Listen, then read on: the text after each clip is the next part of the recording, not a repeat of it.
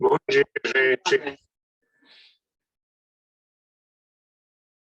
Bom dia, turminha. Tudo bem? Bom dia, professor. Como é que estão vocês? Muita chuva? Sim, professor, está chovendo muito. Como? Está chovendo muito aqui em Salvador, né? Tá. Em Salvador está chovendo muito. Não sei se tem alguém fora, mas aqui tem chovido desde a Páscoa. Tem sido chuva constante, né?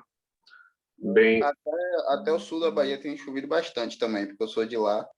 E aí o pessoal tem me relatado que tem chovido também muito. o sul da Bahia foi uma catástrofe daquela vez, né? Foi uma coisa assim bem violenta, né? Muito alagamento, interdição de estradas e coisas que não tem uma coisa, não. Recomendar para vocês, eu ainda não vi, mas vou ver, mas já tenho umas boas referências, um filme que está lançado agora nos cinemas. Quem possa estar, chama-se Medida Provisória, do Lázaro Ramos, né? É evidentemente uma sátira sobre países então onde alguém pede uma indenização por discriminação racial e o juiz resolve mandar os afrodescendentes todos de volta para a África, né? Então, como forma compensatória, né? Quer dizer, de que é bem interessante sobre algumas situações no Brasil, né? Mas, ok, vamos começar como prometemos, por aqueles itens de princípios da administração pública, porque a partir daí nós vamos estudar a função pública, o que é mesmo função pública, o que é o ato administrativo, o que são essas coisas. Vamos ver esses princípios constitucionais. Um deles é o da legalidade, sobre o qual nós já falamos em aulas anteriores, eu apenas farei aqui uma sistematização, né? Embora a legalidade tenha um prestígio muito grande e tenha, desde Roma, Lex Romana, etc., como forma do édito do rei, do imperador, como maneira de tornar públicas determinadas decisões, né? Nós podemos ter a legalidade em sentido amplo e a legalidade em sentido estrito, né? A legalidade em sentido amplo e a legalidade em sentido estrito. Por exemplo, vocês vão encontrar na Constituição claramente os dois modelos.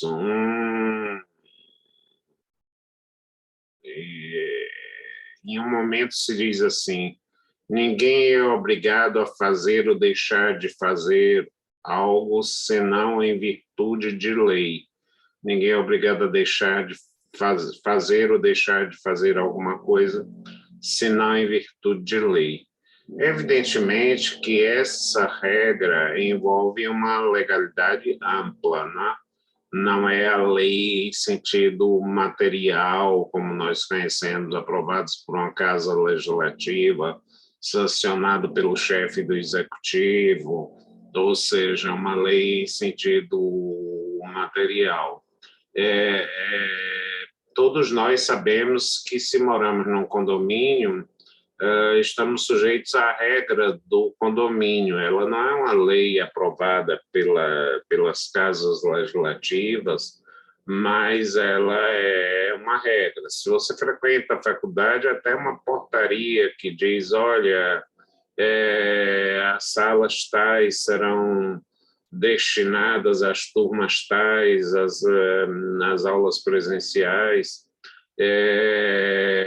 os horários de funcionamento são esses, etc, etc, etc. Não, ela é obrigatória, mas não é uma lei no sentido material, né? Então, nesse momento, nós temos uma legalidade genérica, né? Uma legalidade ampla, não é? Ninguém é obrigado a fazer ou deixar de fazer de acordo com a lei. Mas se um guarda de trânsito lhe parar no caminho, você é obrigado a estacionar o carro e atender a demanda dele. Isso não é uma lei, isso é uma determinação dele naquele momento. Mas você não pode arguir o princípio da legalidade para dizer, olha, qual é a lei que me obriga aqui a atender essa determinação sua, né? Então, essa lei, ela é a chamada lei em sentido amplo. São portarias, são decretos, são instruções normativas, etc. Você chega numa repartição e diz, nosso horário de funcionamento é das 8 às 12, das 14 às 18. Tomara que seja um dia. E aí, essa é uma legalidade em sentido amplo, né? É uma legalidade em sentido amplo. Mas existe também uma legalidade em sentido estrito. Existe uma legalidade em sentido estrito. Qual é essa legalidade em sentido estrito? Oi, diga, João. Quer falar, João? Oi. Então, a legalidade em sentido estrito. Não há crime sem lei que o defina, nem pena sem prévia cominação legal. Nesse caso, só se pode estabelecer um crime se houver uma lei formal editada por um órgão competente. Quer dizer, quando eu falo aqui de lei,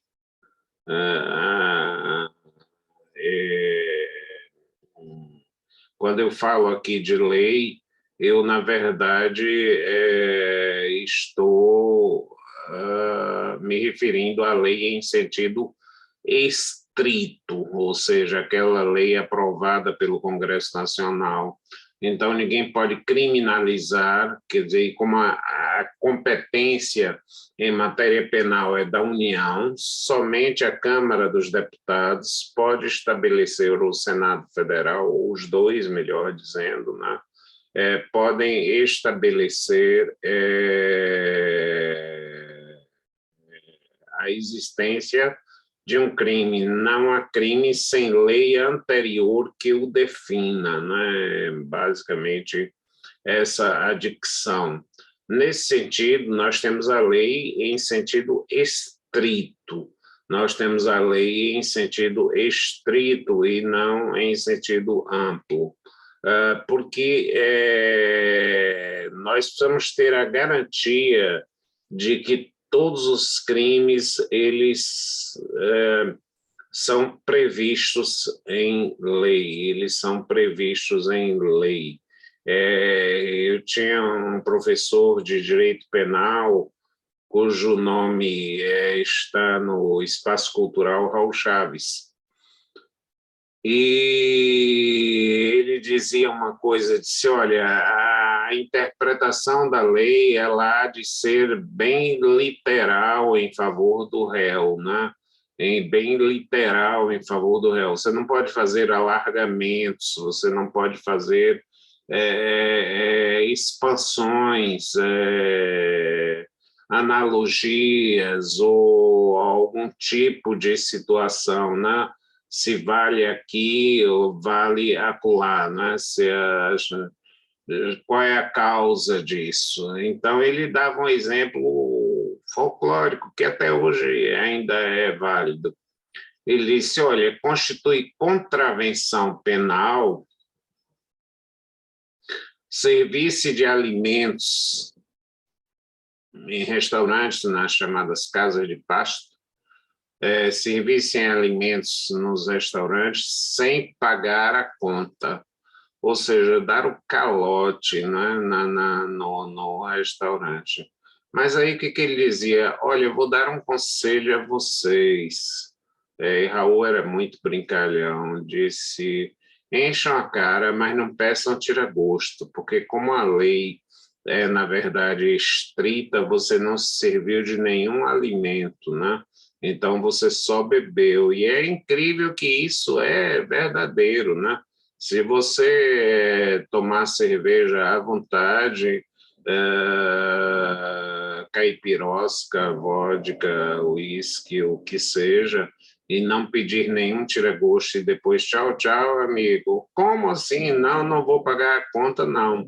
Nós estamos na esfera civil, você não pode sofrer nenhuma consequência penal. No momento em que vocês vejam como a garantia da lei estrita, ela é formal, ela não admite alargamento de qualquer hipótese, né? Então, esse é um exemplo folclórico, mas que eu gosto e repito até hoje, né? Quer dizer, então, a estreiteza, por mais que você diga é ilógico, etc. e tal, o cidadão consome o uísque do bom e do melhor e depois não paga a conta e não acontece nada. Agora, o outro que come uma batatinha frita, uma coisa dessas, e aí comete contravenção. Defeito na lei que seja, esse defeito não pode ser aproveitado em desfavor do réu, né? Não pode ser aproveitado em desfavor do cidadão, em desfavor da cidadania, né? Essa é, digamos, é a norma que ela é estrita. Vejam, durante muito tempo, toda hora que vocês acharem interessante interferir, perguntar, colocar, não é?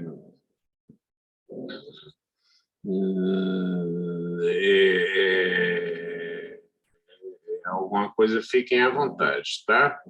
Então, a lei em sentido estrito, ela comporta uma interpretação estrita.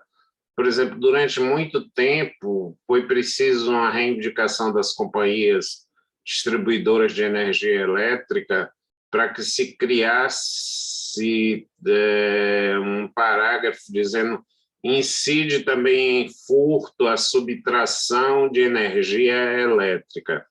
E aí vocês perguntariam, mas como? Que diferença faz furtar energia e furtar um lápis, ou furtar um laptop, ou furtar um celular? É que a lei diz subtrair coisa alheia móvel. Vejam como essa relação ela é bem literal. Foi preciso uma lei que dissesse subtrair energia. Por quê? Porque a grande diferença física é entre energia e matéria. Quer dizer, coisa é matéria e energia é não matéria, né? Quer dizer, a energia se transforma em coisa. O que é a energia? Para a gente entender isso bem claramente,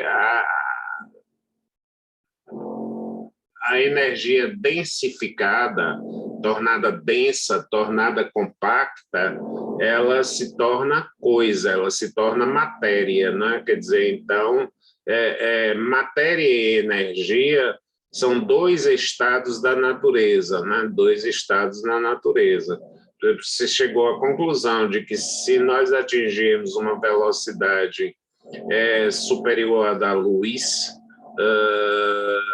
300 mil quilômetros por segundo, nós nos desintegraremos e nos tornaremos energia pura, né? energia pura. Então, não há, na verdade, uma distinção essencial, mas há uma distinção de estado entre a coisa e a energia. Daí porque alguns médicos têm feito estudos, por exemplo, não sei se conclusivos ou ainda inconclusos, de que um estado de tristeza profunda contribui para a produção de cânceres, de formações tumorais no organismo, né? Porque você joga aquela energia negativa na sua vida e produz efeitos dentro dessa situação. Não existe corpo e mente, existe corpo-mente, né? Então, a diferença entre energia e coisa para o direito penal é fundamental para a vida. Então, subtrair coisa alheia móvel não se inclui energia. Agora sim, porque também se diz equipara-se, equipara-se. Se algo se equipara a outro, não é igual a outro, não é? Quando um vendedor disser, olha, esse é o mesmo tipo, etc., você já está sabendo que é alguma coisa diferente. Então, foi preciso se criar um furto de energia que não é o furto típico, que supõe a subtração de coisa alheia móvel, né? De coisa alheia móvel. Né? Essa é a chamada legalidade estrita, você não pode ir além da literalidade, você fica dentro da literalidade. Mas não só no direito penal isso ocorre. No direito tributário, por exemplo, você não pode criar tributos, criar impostos sem que a lei preveja, sem que a lei os institua, sem que a lei, na verdade, eu não posso dizer, olha, o imposto predial territorial fica criado aqui por um decreto, por uma portaria. Não, é preciso que haja uma lei, na verdade, instituindo, inclusive, o fato gerador, qual é a conduta que vai gerar o tributo, é essa conduta que vai ter, etc. Ela obedece ao princípio do poder aquisitivo, da capacidade contributiva, em suma, a lei tributária, tanto quanto a penal, ou proximamente à lei penal, ela exige uma interpretação estrita. Não só ela é necessária, ela é fundamental, e vejam o que eu disse, o Estado só pode fazer o que a lei determina, né? Enquanto que o particular pode fazer tudo que a lei não proíba. Então, o Estado, na verdade, só pode instituir tributos mediante lei, né? Mediante lei. Ele não pode... Professor? Oi? O caso da Zona Azul entra como nessa situação? A Zona Azul, é bem boa a pergunta. A Zona Azul tem sido considerada, e há uma discussão muito forte, como preço público. Na verdade, não é um tributo, porque só quem paga é um serviço divisível, é quem usa o serviço. A grande questão é de que não há serviço, né? Essa é a questão. Se você tem um serviço, você entra na categoria não de impostos, porque não estão sujeitos todo mundo a pagar, mas cada usuário que ocupa aquele espaço e demanda a guarda desse espaço, né? Demanda a guarda desse espaço, ele paga um chamado preço público, né? Quer dizer, ele paga um preço exigido pelo Estado, né? Exigido pelo Estado, né? Então, ele na verdade, entra na categoria de um preço por um serviço prestado àquele que recebe diretamente o serviço. Portanto, quem não tem carro ou não estaciona na Zona Azul não vai pagar nada. Essa é a explicação. Não me convence muito, Ana, não é? Foi a Ana quem perguntou? Sim, professor. viu, Ana? Não me convence muito, porque o Supremo Tribunal disse que o Estado, o município, não responde pelo furto ocorrido na Zona Azul. Ora, se o Estado não responde pelo furto ocorrido na Zona Azul, que tipo de serviço ele presta? Não responde por arranhões que se produzam no carro. Então, que tipo de, na verdade, de serviço ele presta? Para mim, ele na verdade, na minha visão, embora a doutrina toda diga que é preço público, a sua pergunta é muito interessante, Ana, muito inteligente, muito própria. Eu aceito o argumento apenas porque é o que está, é o que os livros vão dizer para vocês, mas eu, particularmente, não fico muito quieto com essa definição de preço público, não. Porque, na verdade, para ter um preço, tem que ter uma contrapartida, né? Quer dizer, tem que ter uma contrapartida. Qual é a contrapartida que o município lhe dá na Zona Azul? Para mim, ele é um tributo de caráter extrafiscal, porque extrafiscal não é feito para arrecadar, mas é feito para disciplinar o trânsito nas ruas, para evitar que você passe muito tempo ocupando um espaço nas ruas e dê uma possibilidade de alternância de pessoas que encontrem vagas. Não é feito como um serviço vendido dentro dessa situação, né? Aliás, a gente hoje aqui no Brasil paga o flanelinha, o rapaz que é para guardar o carro, não por outra coisa, mas para ele não arranhar seu carro, né? Você não paga para ele guardar seu carro, porque, obviamente, ele não tem nenhuma condição de responder pela perda de um carro, pelo roubo, pelo furto de um carro, pela deterioração. Se ele for arranhado, ele vai sumir, claro, não vai aparecer nem para cobrar, né? Se não já cobrou antes, né? Então, não há, na verdade, é quase uma extorsão, né?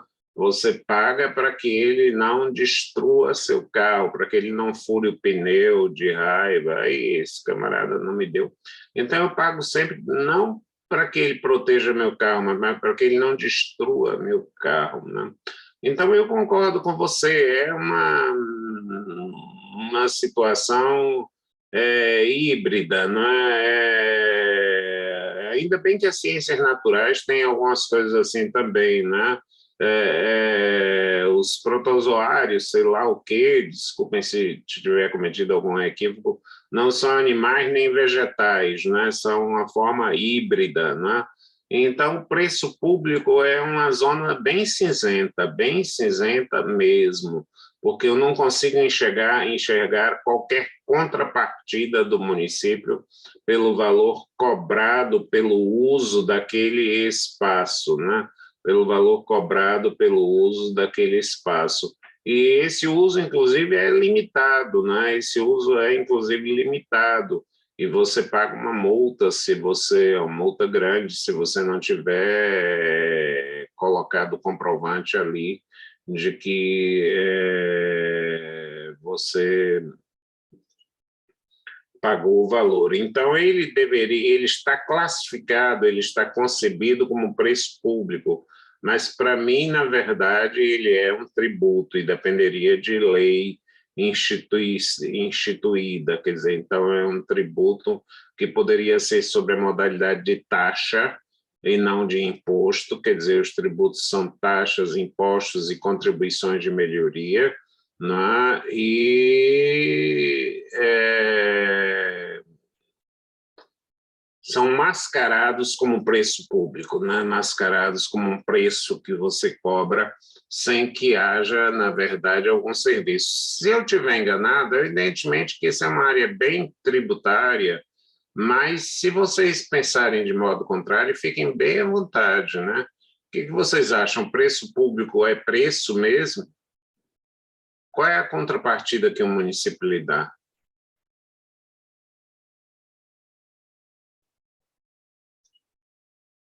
Quem tiver algum questionamento, que fale agora, ou daqui a 2 dias, ou daqui a uma semana, ou durante o curso, ou depois do curso. Aqui nada transita em julgado, nada é inoportuno, nada é, na verdade, precluso. Professor, Bom, oi, nesse caso aí, diz seu nome eu aí. acho assim, realmente, Ana Luísa, Ana Luísa, perfeito, Ana. eu acho realmente que é a questão que o senhor colocou, que é uma área bem cinzenta, porque não tem nenhum tipo de serviço, né? Já como não tem a garantia, você falou de arranhão, de furto, de roubo, no caso da Zona Azul, né? Que tipo de serviço seria? Não presta nenhum tipo de serviço, é mais mesmo para regulamentar a questão de não ficar lá por muito tempo, para que outras pessoas também possam estacionar. Exatamente, Mas Ana Luísa. Perfeito.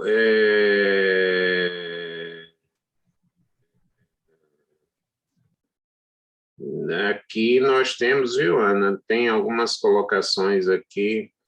O zelo pela rotatividade é a pergunta de João. Sim, João, o zelo pela rotatividade é uma forma mais de restringir do que de prestar um serviço, né? Não é um serviço. Quando eu tenho um preço público, eu quero aderir a esse preço, mas eu tenho a alternativa de não pagar, ou como é que eu circulo, na verdade? É interessante sua provocação, né? Na verdade, bom, obrigado ao pessoal que está me dando notícias sobre as chuvas. Tem Stephanie disse que está no interior, não é isso? E que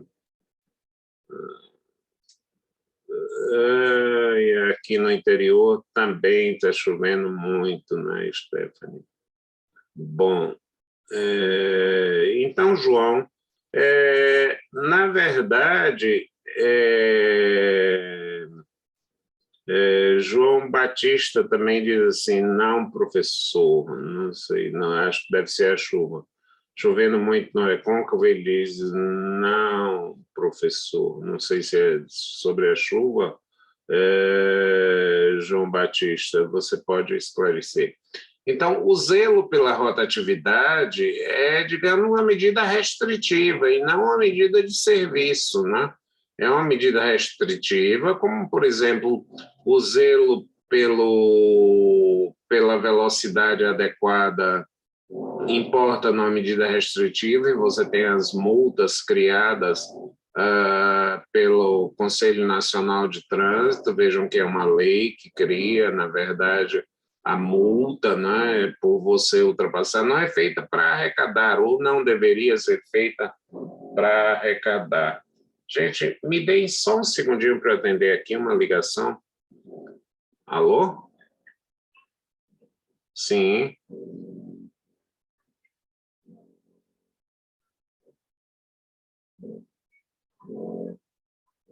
Sim.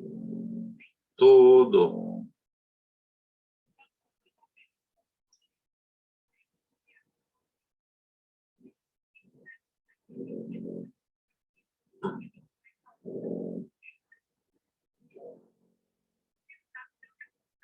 Hum. Hum.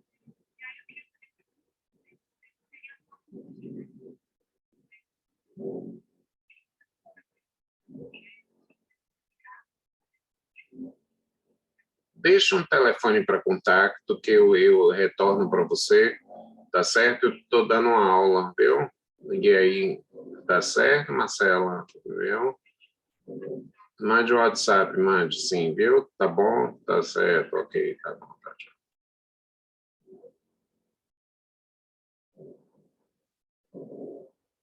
Sim, então eu dizia, desculpem, eu dizia, na verdade, que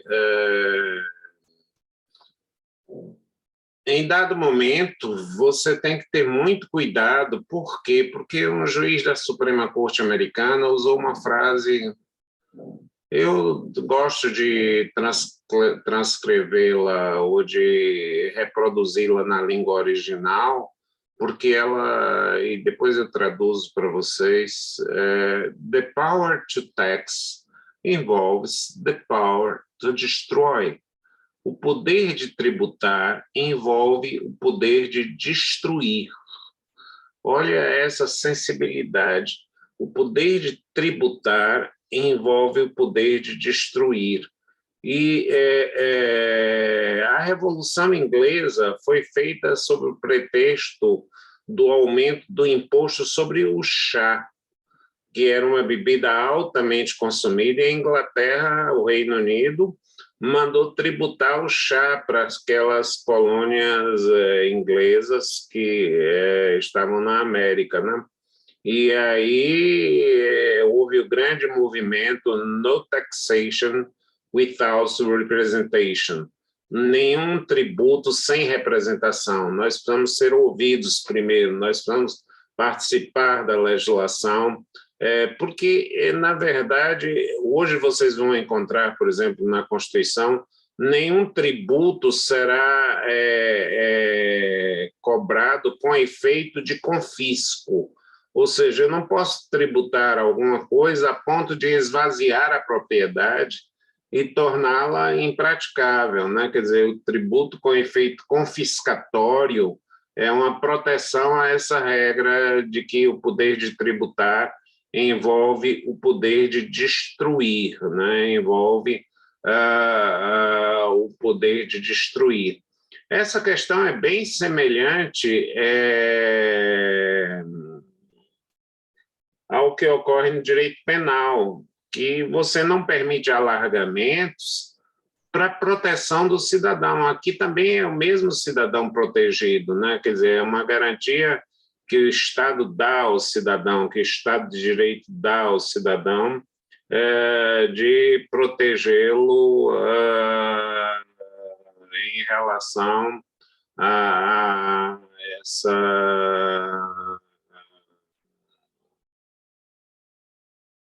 não ser tributado indevida ou extorsivamente, né? Indevida ou extorsivamente. Nos chamados tributos extrafiscais, aí o Supremo Tribunal Federal diz que essa questão não deve se aplicar. O que é um tributo extrafiscal? É aquele que não visa arrecadar.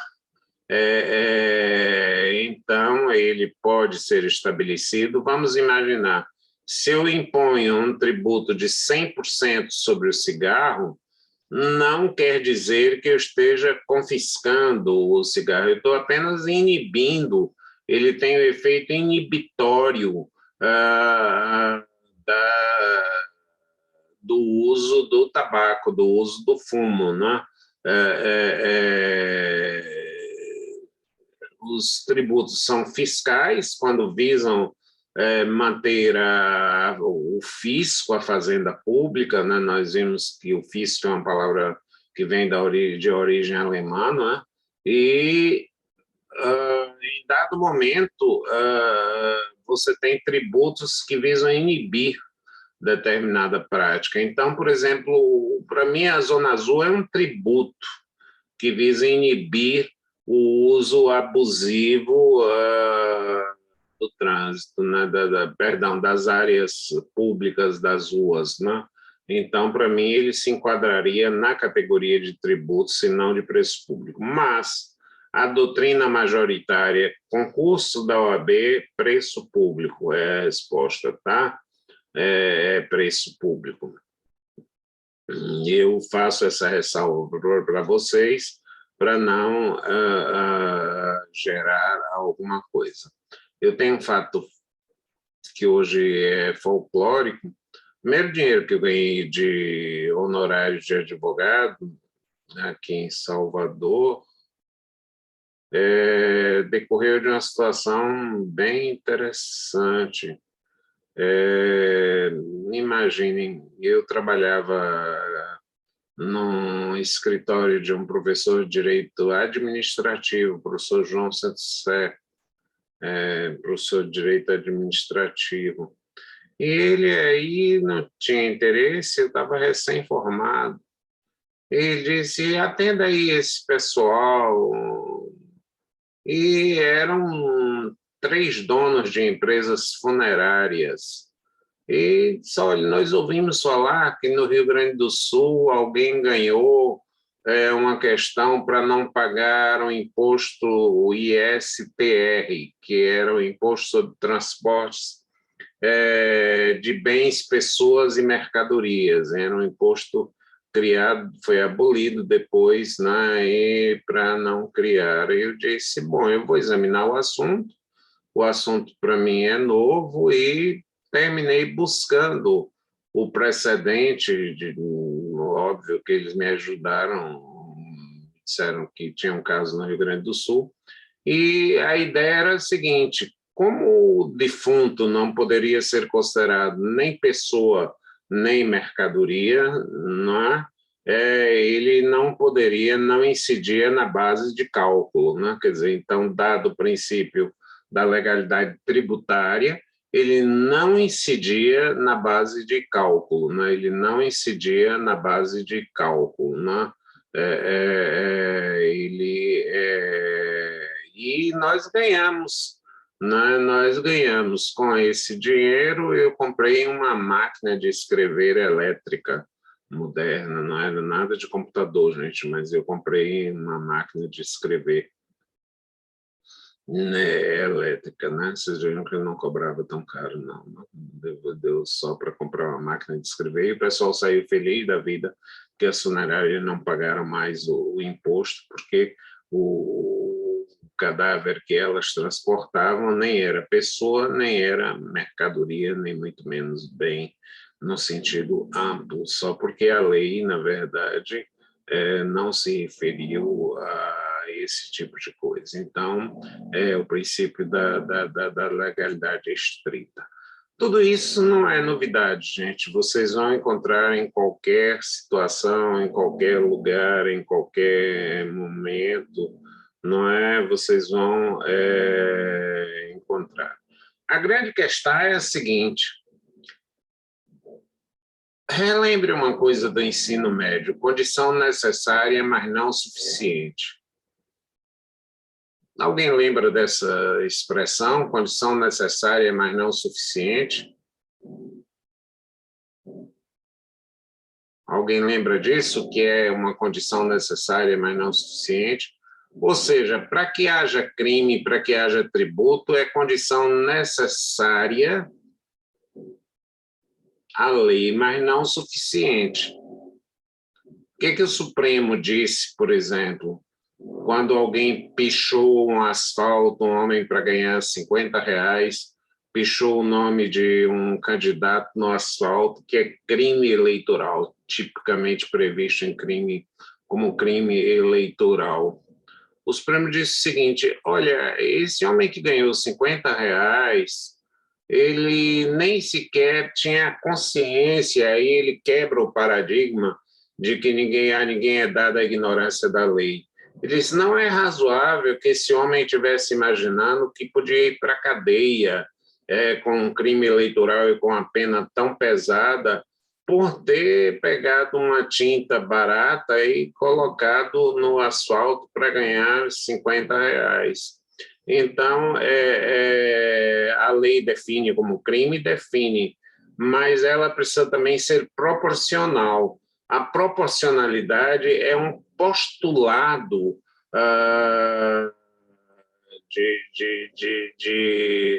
de validade da própria lei. Quer dizer, não basta eu criminalizar alguma conduta se eu possa resolvê-la, ou se eu possa, na verdade, aí é o que eu digo, o estudo da proporcionalidade para mim, uma das coisas que mais nós, da área do direito administrativo, devemos à comunidade. Praticamente é uma coisa meio perdida, não se sabe o que é a proporcionalidade. Eu li e vou dar um exemplo para vocês perceberem, que na Inglaterra se criou uma lei, um projeto de lei, pouco importa para a nossa exemplificação, dizendo mais ou menos o seguinte: aquele que estiver conduzindo sob efeito do álcool, conduzindo um veículo automotor sob efeito do álcool, não terá sanção penal nenhuma. Maravilha, né? Vamos dirigir na Inglaterra. Olha, mas só vai acontecer uma coisinha bem pequena, pequeníssima, pequena. Ele vai perder o carro e vai ser doado à Associação das Vítimas. Ele vai perder. E se o carro não for dele, paciência, quem emprestou um carro para um irresponsável que dirige bêbado perde o carro também, né? Então, segundo se diz, a possibilidade de eficácia dessa norma é muito mais alta do que no Brasil com a criminalização. Por quê? Porque sempre você encontra um jeitinho e o juiz pensa 1000 vezes antes de apenar alguém, torná-lo não mais réu primário, mas torná-lo na próxima vez reincidente, não é? E se ele, na verdade, quer dizer, a eficácia, enquanto se diz o número pode ser qualquer um, porque eu estou aqui exemplificando apenas para que vocês. Imagine-se, por exemplo, que se demonstrar, e é aí que eu falo, de direito experimental, aprendam isso, porque um dia vocês vão precisar disso fora do Brasil, sobretudo, e eu espero que um dia dentro do Brasil. Se eu, por exemplo, com a medida inglesa, conseguir reduzir em 90% o número de acidentes e com a lei brasileira conseguir reduzir em 40% apenas, a criminalização da direção sob efeito do álcool é desproporcional, já que eu posso criar uma medida severa também, que é a perda da propriedade do veículo, e mais eficiente. O que vocês acham? Qual é o que é mais eficiente? Qual é o que... Vamos pensar, mesmo hipoteticamente, mesmo sem demonstração estatística, o que você acha que daria mais efeito? O que vocês acham dessa possível troca? Quem quer dar uma opinião aí? Qualquer opinião vale, até porque eu não sei. Eu acho que faz muito sentido, primeiro porque o objetivo não é apenas penalizar, é corrigir. Então, se no caso a sanção inglesa, se ela tem a maior eficiência, a maior efetividade, faz muito mais sentido utilizar dela do que utilizar de uma pena que, a priori, parece ser muito mais gravosa, mas que não produz os mesmos resultados. Aí eu penso que poderia se usar as duas, sendo a inglesa como uma pena primária, e no caso de não contemplação dela, né, a pessoa continuasse inadimplente ou não entregasse o bem, alguma coisa do tipo, ficasse sujeita a sofrer uma segunda pena, que seria essa pena mais gravosa, no caso da restrição da liberdade. Perfeito, Paulo Henrique, muito bom o seu argumento. Eu acho que se, na verdade, nós pudermos medir isso, e daí qual é a razão de a gente... Paulo Henrique deu uma bela contribuição. Qual é a razão de eu falar em direito experimental?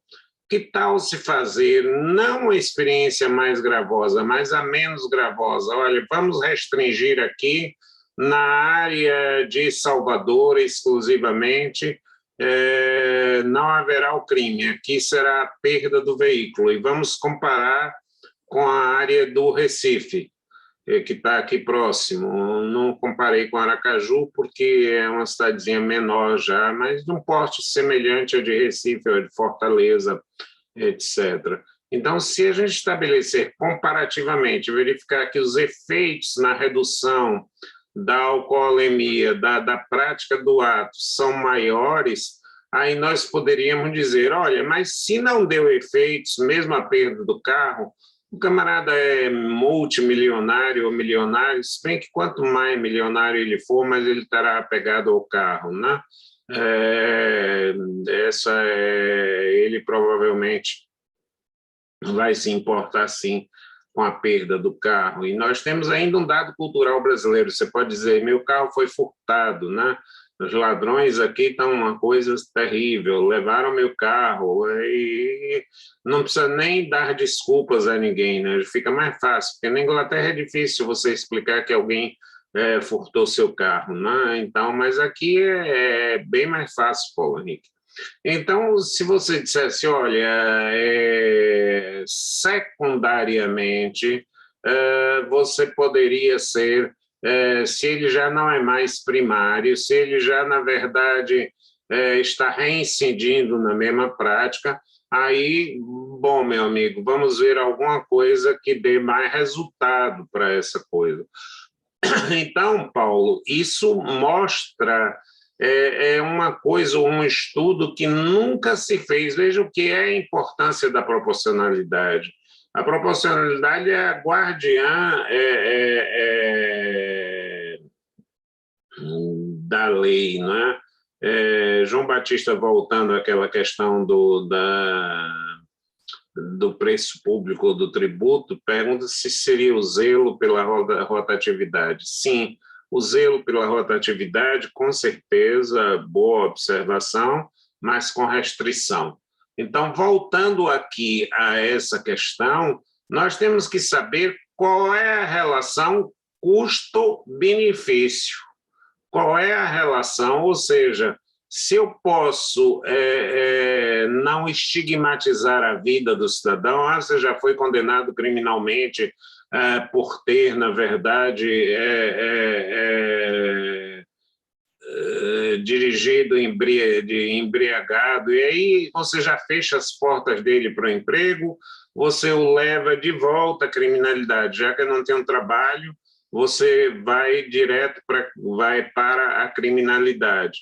Se nós estudarmos a etiologia do crime, o que é isso, a origem do crime, você vai ver que cada vez mais que você prende alguém, mais difícil fica de ele se reinserir na sociedade, né?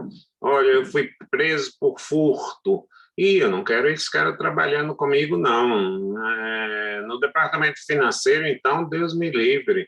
Quer dizer, você começa a criar restrições. Agora, se você perder um carro, não precisa ter registro nenhum, não tem nada. O dia que você puder, você vai comprar outro carro, ou se já puder, já substitui o carro e vai marcar para você efetivamente. Quer dizer, esse desenho de causa e efeito é o que não se faz em direito, e é o que eu tenho chamado de direito experimental. Meu propósito, inclusive, é ainda criar uma revista de direito experimental que analise casos práticos à luz de soluções práticas, ou seja, efeitos que podem ser produzidos a partir desse tipo de situação.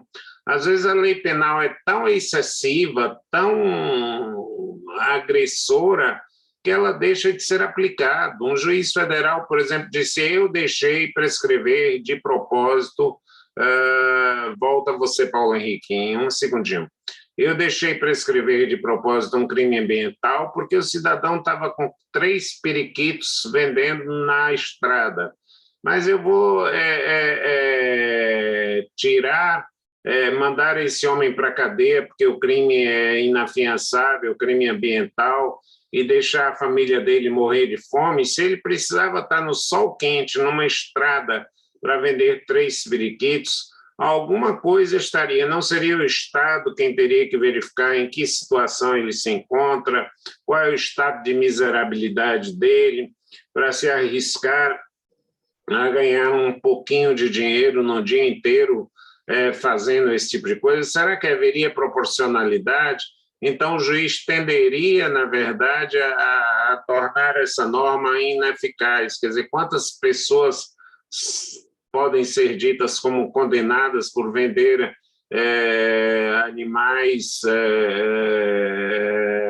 clandestinamente?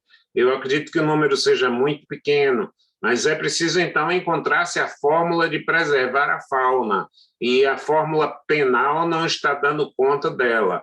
Diga, Paulo, voltando aí a você. Essa observação do senhor, né, quanto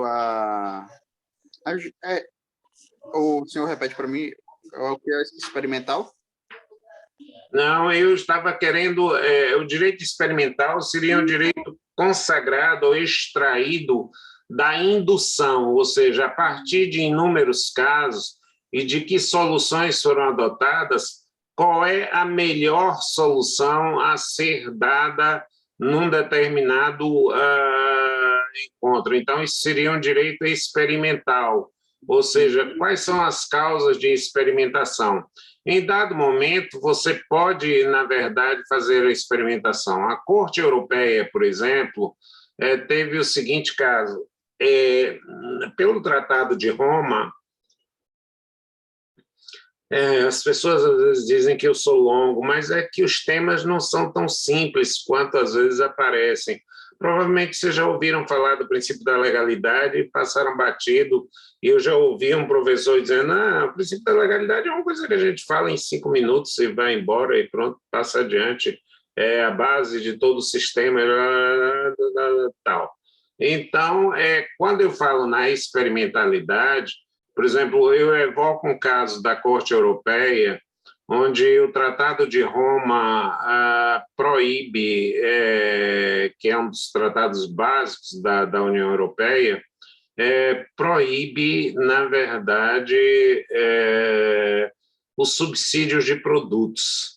Para quê? Para evitar que, na verdade, você tenha uma concorrência desleal. Então, se eu subsidio aqui a batata, ela vai sair mais barata e vai concorrer, como é livre a movimentação de bens, pessoas e capitais, artigo 99 do Tratado de Roma, é preciso que também eles sejam proporcionais aos custos, né? Então, todo subsídio é vedado. E houve um caso, uma demanda entre a França e a Itália, e vejam como essa questão experimental e a Corte Europeia tem as chamadas decisões experimentais. Eu gostaria de ser o inventor dessa coisa, mas essa é uma prática que nós apenas não conhecemos aqui, mas que ela está revelada. Qual era a questão? É de que a França estava ajudando os agricultores na produção das vinícolas, nas vinícolas. E o advogado da França disse o seguinte, olha, eu estou ajudando a proteção das vinícolas não como forma de competir no mercado com a Itália, com os vinhos italianos, né? Mas como forma de fixar o homem à terra, porque eu não quero uma sobrecarga inaceitável em Paris. Eu não tenho água para todo mundo, eu não tenho trânsito para todo mundo. Quem esteve em Paris já sabe disso. É muito melhor andar de metrô do que de carro. É uma loucura você ter um carro que não vai estacionar em lugar nenhum, vai fazer 1.500 voltas e vai se perder, né? Então, minhas opções em Paris são, primeiro, não contem a ninguém, viu, gente? Por favor, isso é segredo de 7 chaves. Eu já li tudo sobre a Torre Eiffel e a todo mundo eu digo que eu conheço a Torre Eiffel, mas nunca me animei de conhecer não, viu?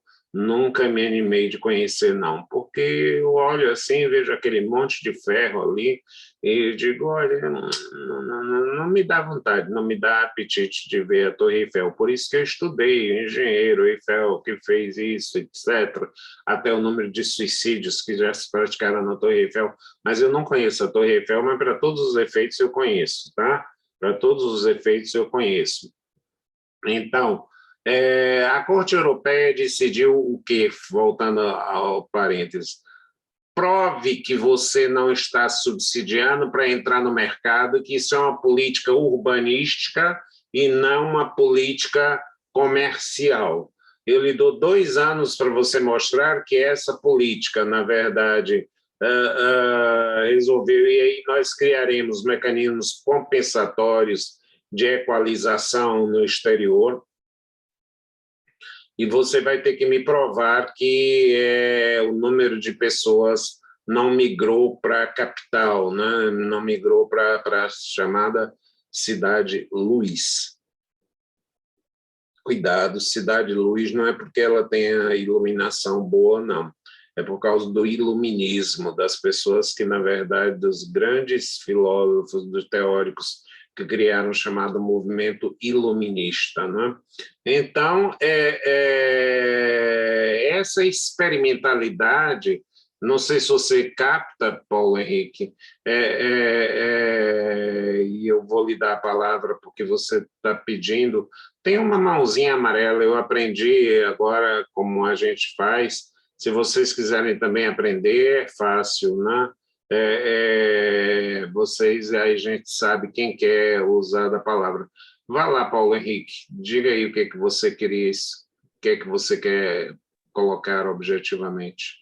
É porque tinha me fugido na hora o termo, o que você tinha usado, mas o direito não experimental, a justiça experimental, eu vejo que, e é uma coisa que me preocupa, porque a gente tem a ciência como parâmetro, e o direito em si, ele é uma ciência. As coisas deveriam ser estabelecidas, o mundo jurídico deveria ser estabelecido só por isso. Só que a gente tem o senso comum, né, e as necessidades populares ainda pesando muito sobre isso. É tanto que a gente vê que, às vezes, notícias que têm uma repercussão muito grande, quando vão para os tribunais, elas acabam, por exemplo, sendo tipificadas só para contemplar a necessidade que a população tem da punição, porque a punição para o senso comum não é a justiça de fato, como a gente entende, mas é uma justiça vingativa. Então, a dificuldade que eu vejo ainda, principalmente aqui no país, é essa, que o senso comum busca uma justiça vingativa e não reparativa. Está corretíssimo, muito profundo, inclusive, seu raciocínio, Paulo. Essa questão, ela não é uma questão nem somente tipicamente brasileira. Quem resolveu isso um dia foi um jurista espanhol, um jurista filósofo espanhol, Ortega y Gasset. Ortega y Gasset parecem dois nomes, mas é um só, e é a mesma pessoa. Ortega y Gasset diz o seguinte: eu sou eu e minhas circunstâncias. Eu sou eu e minhas circunstâncias. O que quer dizer isso? Que eu tenho um determinado comportamento segundo as circunstâncias e os meios que, na verdade, me são dados. Então, por exemplo, aqui no Brasil, no júri, se permitem, me perdoem se eu der o dado errado, eu nunca fiz um júri na minha vida e não conheço direito penal, admiro muitos que o conhecem, mas o advogado, tanto da acusação quanto da defesa, podem recusar imotivadamente, depois de sorteado, penso eu que 3 jurados. 3 jurados. O que significa isso? De que você estuda o perfil do jurado, o histórico dele. Se ele é um homem conservador ou se ele é um homem de ideias mais abertas. A biografia é estudada com muito rigor. Vamos imaginar o seguinte exemplo. Uma mãe que teve a filha estuprada e que esteja num júri de alguém que estuprou e matou uma mulher, a chance que ela vai ter de absolver é mínima, quase zero. Então, um advogado, na verdade, excluiria essa jurada pelo trauma pelo qual ela passou. É muito difícil que ela seja condescendente, que ela seja, na verdade, tolerante com esse estuprador. Então, essa mesclagem ou essa circunstancialidade que faz com que o direito ainda assim continue ciência é a mesma coisa da CNTP. O que é isso? condições normais de temperatura e pressão. Quer dizer, os elementos químicos vão variar segundo a CNTP. O que são as nossas CNTP? Por exemplo, aquele incêndio que houve na boate de Santa Maria, Boate Kiss, se não me engano, a condenação já era altamente provável pelo clamor público, pessoas viajando, caravanas, tanto que eles desaforaram, tiraram, quer dizer, não disseram nenhum desaforo, não, tiraram do foro próprio, né? Ou seja, eu estou brincando com vocês. Foram para Porto Alegre para ver se a comoção dos jurados de Santa Maria diminuiria, mas não adiantou, a condenação foi pesada, né? Eu não posso dizer se foi adequado ou não, porque não conheço o processo. Ana Elisa. Não, prof, é que eu ia adicionar com base no que o colega falou, mas o senhor meio que contemplou o que eu falaria, que é essa questão de se buscar muito mais a legitimidade social da situação, né, do que avaliar de uma maneira legal. É muito mais, por isso que você falou, né, condições de temperatura e pressão. No caso aí, você já traça o perfil liberal, conservador, e a partir daí até o clamor midiático também funciona, às vezes, melhor, de maneira mais efetiva e eficaz do que a aplicação direta da lei. Às vezes não se objetiva isso, se objetiva a aceitação social, né? Era isso mais que eu ia falar, mas o senhor e o colega contemplaram. Perfeito, Ana, é uma grande contribuição que você está dando, né? Na verdade, quando, na verdade, o impacto, a interpretação, e isso você me dá uma grande chance de dizer uma coisa que a gente nós não interpretamos a lei. Não há como você interpretar uma lei sem, na verdade, conhecer a conduta que está em jogo, sem, na verdade, você conhecer a conduta que está em jogo. Você interpreta a conduta à luz ou sob a lente da lei. Sob a lente, veja como é importante o que a Ana Elisa colocou aí. Eu vou interpretar, na verdade, a conduta sob o foco, sob a lupa, sob a mira da lei. Mas eu não vou interpretar diretamente a lei, porque texto sem contexto é pretexto. Eu adoro essa frase, se eu repetir, não se importem. Texto sem contexto é pretexto. Então, eu tenho que verificar a contextualidade, não é? A contextualidade.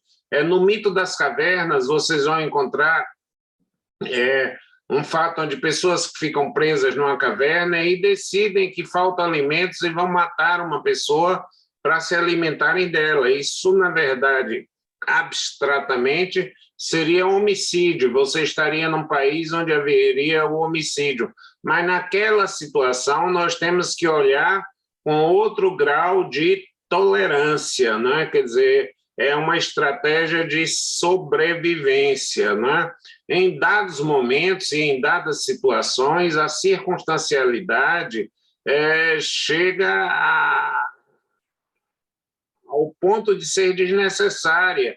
Por exemplo, o Superior Tribunal de Justiça disse que não há injúria, e eu vou... não há injúria quando a torcida apaixonada em um determinado jogo. Meu Bahia empatou ontem, viu, gente? Por um time meco ruim aí. Eu estava tão animado que ele ganhou as duas da Série B e tal, mas paciência. Mas aí, quando a torcida é enraivecida com o árbitro, porque marcou um pênalti indevidamente, eleva suas preces à genitora do árbitro da partida, não há injúria nisso.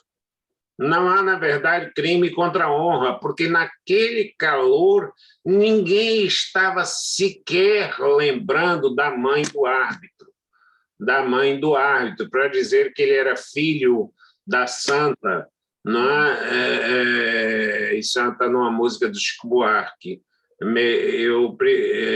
Melhor seria ser filho da outra realidade. Eu não queria ser filho da santa, melhor seria ser filho da outra. Né? Então, quando se diz que o árbitro ali é filho da outra, a outra é uma coisa abstrata, inatingível. Não é? Você, na verdade, vejam como a frase colocada em um determinado sentido, ela é, na verdade,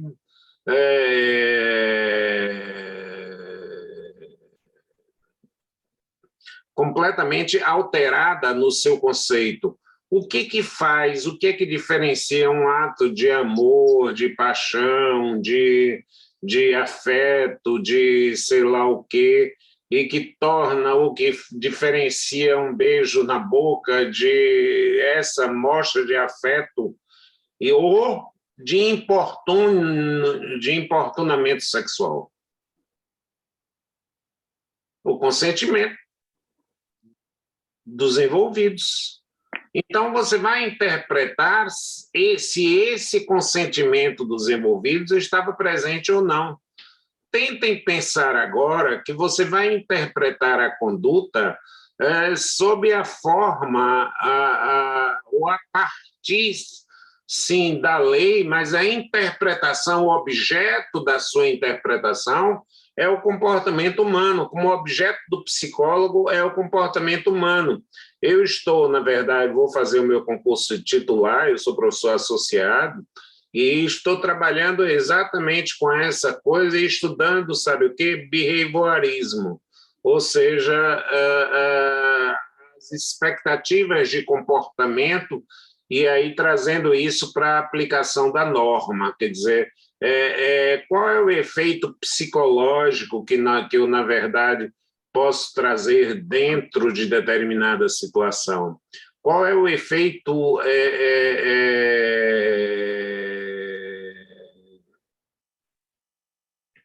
real dentro de um determinado contexto? Conta-se, eu não sei, não posso dizer, atribui-se a um advogado famoso que inicia a defesa num tribunal do júri da seguinte forma: excelentíssimo senhor juiz, e repete, excelentíssimo senhor juiz, e volta a insistir, excelentíssimo senhor juiz, e mais uma vez, até que o juiz, cansado: doutor, por favor, isso não é possível, isso já é um deboche, isso é uma brincadeira, eu não vou aceitar esse tipo de coisa. Ele disse: veja, Vossa Excelência, Vossa Excelência é um homem culto, um homem inteligente, um homem que foi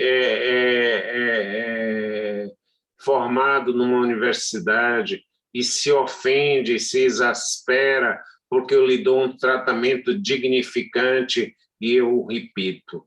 Imagine esse homem, esse réu aqui presente, analfabeto, que é chamado a todo momento pelas ruas: Zarolho, Zarolho.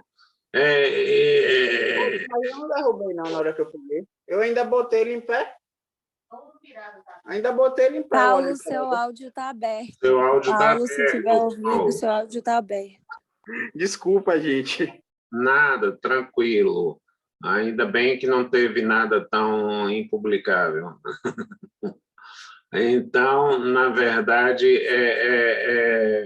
vejam, a circunstancialidade, a norma jurídica aplicável em um determinado momento, ela foi Cosme de Faria, não é, Flávia?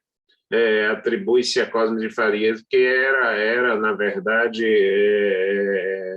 mais na maestria teatral do júri. Né? E eu acho que o advogado tem que ter também um certo grau de teatralidade.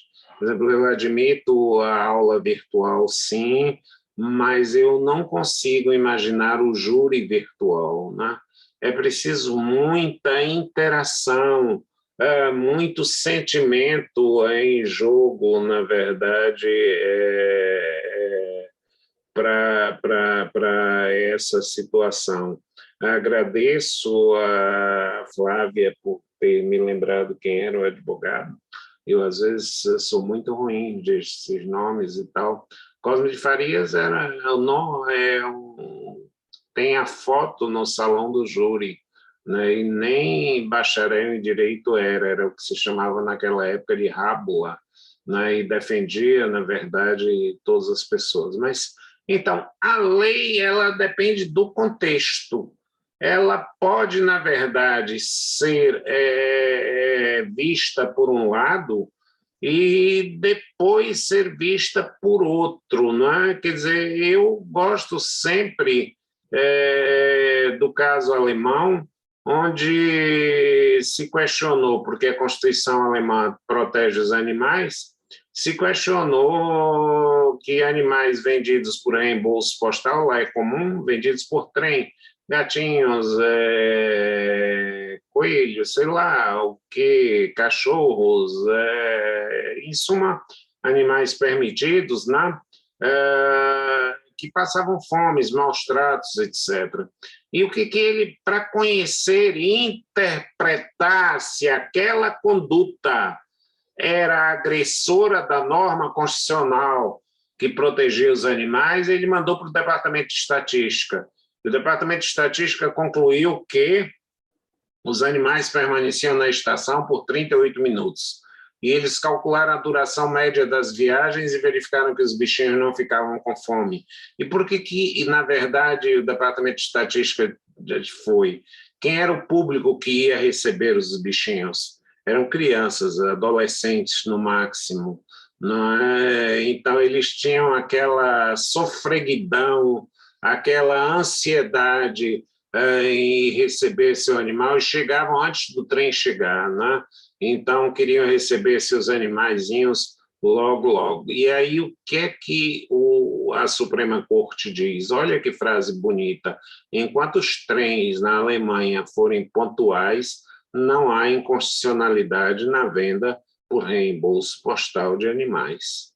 Vejam, como é que o que é que você interpretou aí? A conduta, o comportamento, a contextualidade, não é? É isso que, na verdade, você interpretou, a contextualidade, não é? Eu acho que essa é efetivamente a questão que deve ser posta dentro da situação. Bom, eu prometi, e embora acho que foi Luma, não está aqui para me cobrar, mas eu resolvi fazer a prova com 3 dias de antecedência. Então, na segunda-feira eu vou colocar e 3 dias depois vocês me devolvem um texto ou uma semana depois, um texto de 5 páginas no máximo,